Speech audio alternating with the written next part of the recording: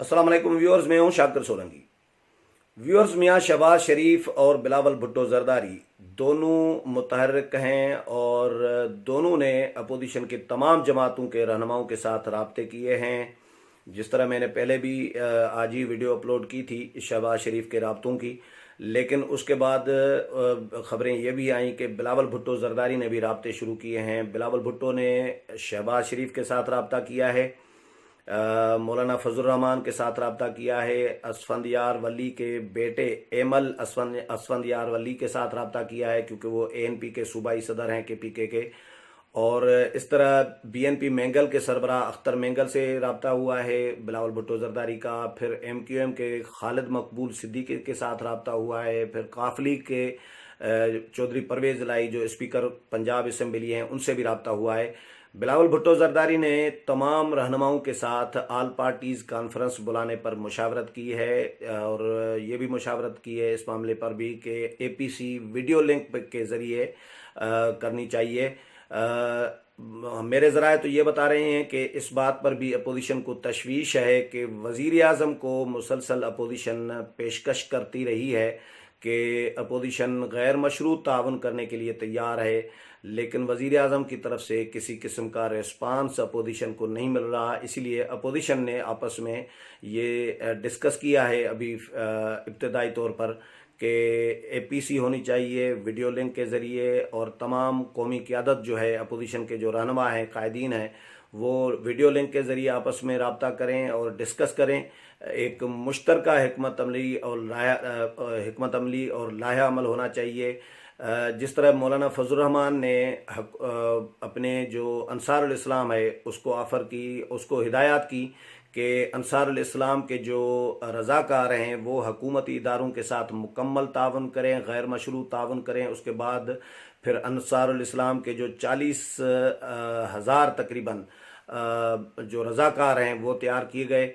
Press conference भी अंसारुल इस्लाम के जो मरकज़ी सालार हैं अब्दुर्रज़ाक आबदुल्ला को उन्होंने की और उन्होंने अनाउंस किया कि 40,000 रज़ाकार सूबे वाइज उन्होंने अनाउंस किया और ज़िला वाइज के ये हमारे इतने इतने इस सूबे में इस ज़िले में रज़ाकार तैयार हैं। और उनको हिदायत की गई कि वो अपनी जमात के सूबाई रहनुमाओं और ज़िलाई रहनुमाओं के ज़रिए सूबाई और ज़िलाई हुकूमतों के साथ रब्ता करें और उनके साथ अपनी खिदमात जो हैं वो पेश करें अपनी।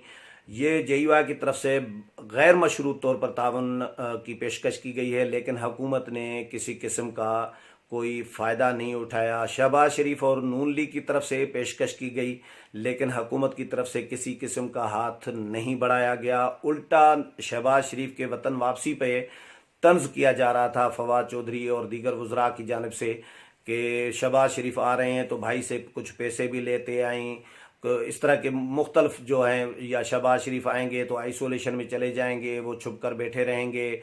बहुत सारे बयानात मुझे कई बयानात नज़र आए तंजिया कि वहाँ से अपोजिशन हुकूमत को इस मुश्किल घड़ी में जब पूरी कौम पूरी दुनिया परेशान है, मजहबी लोग परेशान हैं, साइंसी लोग परेशान हैं, साइंसदान परेशान हैं, कोई इलाज नहीं मिल रहा, कोई वैक्सीन नहीं मिल रही, पूरी दुनिया में तशवीश है। मक्का मदीना में तवाफ़ कुछ अरसे के लिए बंद था या ग्राउंड फ्लोर पर बंद है, या मसाजिद में जुम्मा खुतबात इबादत के लिए जो इज्तिमात हैं वो बंद कर दिए हुए हैं। तो जब सब परेशान हैं तो ऐसे में पीटीआई के लोगों को जब अपोजिशन ऑफ़र कर रही है कि अपोजिशन अपना गैर मशरूत तावन करने के लिए तैयार है, तो अब हुकूमत की तरफ से कोई रिस्पांस उनको मिलने के बजाय उल्टा तंज किया जा रहा है।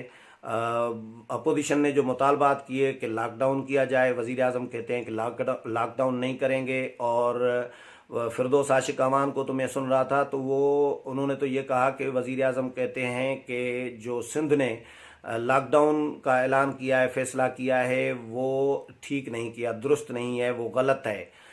यानी सिंध अपने तौर पर काम जो कर रहा है, जो रोकथाम कर रहा है या बचाव के लिए हिफाजती जो इकदामात कर रहा है, एहतियाती इकदामात, उनको भी वफाकी हुकूमत उनकी भी मुखालफत कर रही है। मेरा ख्याल है सिंध हुकूमत ने और मुराद अली शाह ने जितने बरवक्त इक़दाम और सख्त इक़दाम किए हैं, अगर ये न करते तो आज जो 300-350 लोग हुए हैं सिंध में मुतासर, मेरा ख्याल है जितनी तादाद में लोग सिंध में पहुंचे थे, अगर ये इक़दाम इतने सख्त न किए जाते तो इस वक्त सिंध में मुतासरीन की तादाद कम अज़ कम हज़ारों में हो चुकी होती।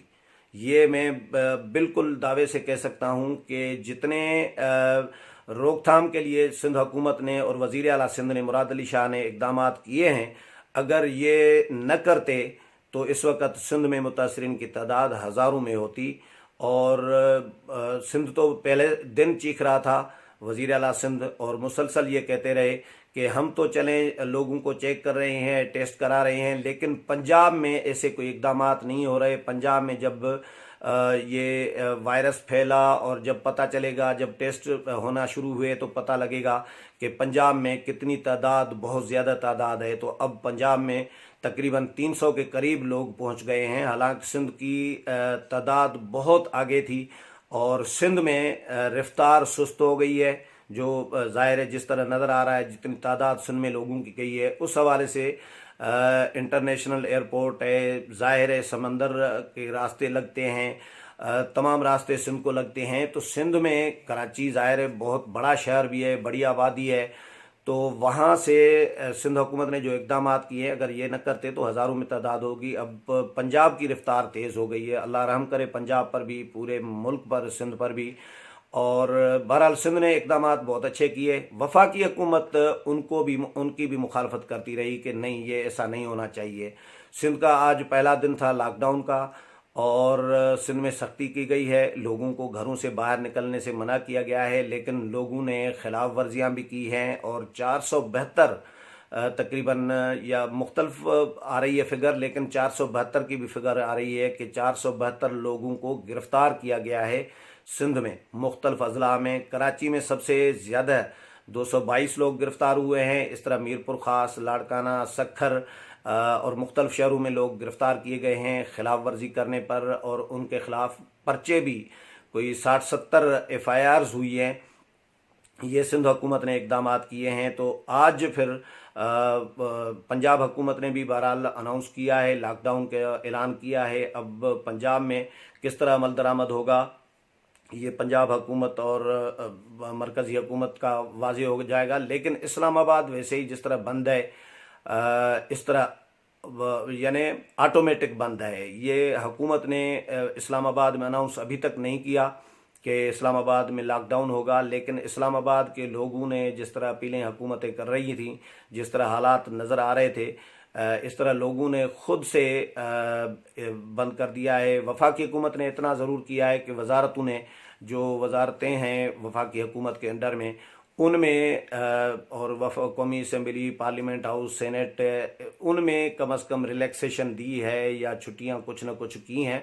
बाकी जो इदारे हैं प्राइवेट या जो सेमी गवर्नमेंट है, या फ़र्ज़ करें जो शॉपिंग मॉल्स वगैरह हैं, वो हुकूमत ने हिदायत की है। तो लोगों ने बहरहाल अपने से भी एहतियात करना शुरू की है। अमलन इस्लामाबाद में भी लॉकडाउन जैसी ही सूरत हाल नज़र आ रही है।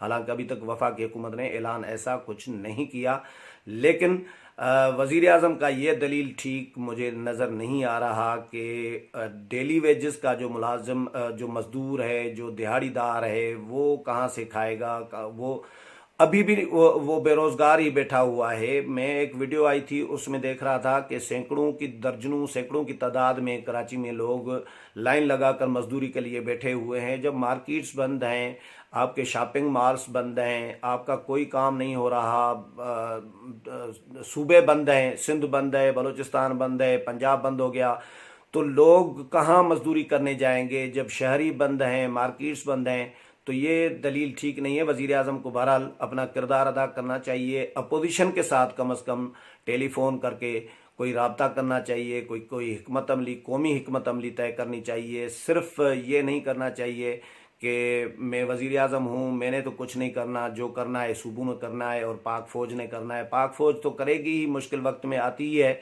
जब भी वफाकी हुकूमत या सूबे बुलाते हैं तो वो तो आती है। हर जो वबा हो या कुदरती आफत हो, उसमें पाक फ़ौज ने अपना किरदार भरपूर निभाया है। लेकिन उससे पहले, पाक फ़ौज से पहले आपकी सिविलियन गवर्नमेंट की जो जिम्मेदारी बनती है वो कहाँ है, वो नज़र नहीं आ रही। वज़ीर आज़म को बहरहाल अपोजिशन के ऑफ़र को रिस्पांस या रिस्पेक्ट देनी होगी, रिस्पांस करना होगा अपोजिशन को। अपोजिशन अपने तौर पर कोशिश कर रही है कि एपीसी बुलाई जाए। बिलावल भुट्टो जरदारी ने जो राब्ते किए हैं, शहबाज शरीफ ने भी इस तरह राब्ते किए हैं मौलाना के साथ और असफंद यार वली के साथ, फिर बिलावल भुट्टो जरदारी के साथ। तो तमाम जमातों के दरमियान इत्तफाक हो गया है कि एपीसी बुलाई जाए, जो वीडियो लिंक के ज़रिए होगी। तमाम कायदीन शिरकत करेंगे और उसमें हुकूमती पॉलिसी को भी देखा जाएगा और अपोजिशन की और एक कौमी एक मुश्तरका हिकमत अमली क्या होनी चाहिए उसका भी फैसला किया जाएगा। अगले प्रोग्राम में फिर मुलाकात होगी, तब तक इजाज़त चाहता हूँ। अल्लाह हाफिज़।